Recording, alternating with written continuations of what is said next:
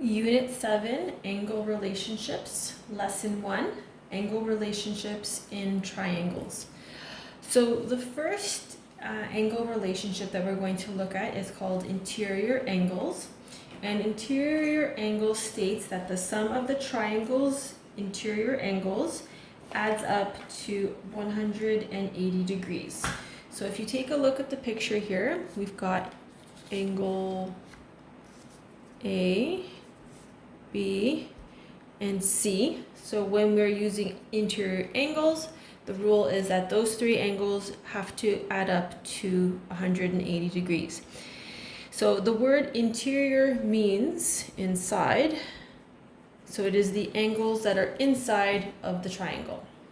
The next one is called exterior angles, and exterior means outside. So if you were to take a triangle and extend each of the lines, you would be left with three outside angles or three external angles. So the rule for this type of relationship is that all the exterior angles, so A, B, and C, when you add them together, equal 360 degrees. Right? The third one, remote interior angles, means that the exterior angle is equal to the sum, so that's addition, of the opposite interior angles. So let's take a look at this picture here. So angle C, that is our exterior angle. So angle C would be equal to the sum, the addition of the opposite interior angles. So the opposite interior angles would be A and B. So this is C and this is the opposite side. So if you were to add A and B together, it would give you angle C, and that's called remote interior angles.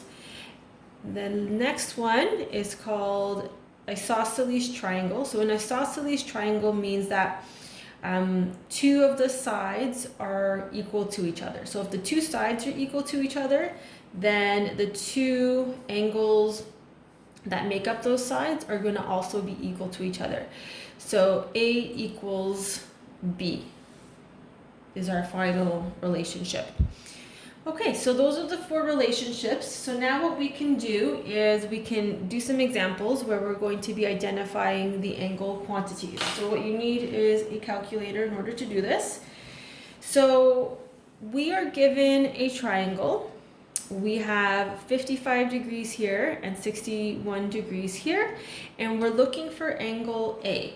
So angle A is the angle outside of the triangle. So this is going to be remote interior angle. So that is the rule.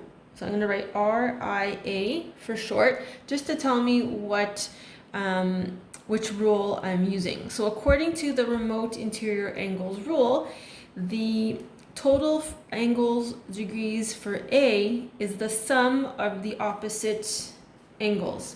So then angle A, so you can write it like this, is going to be equal to 55 degrees plus 61 degrees.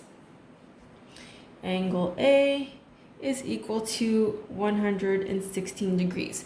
Now another thing you can do is also look at your diagrams. So when I look at angle A, I can tell that it's an obtuse angle. So an obtuse angle means that it's greater than 90 degrees.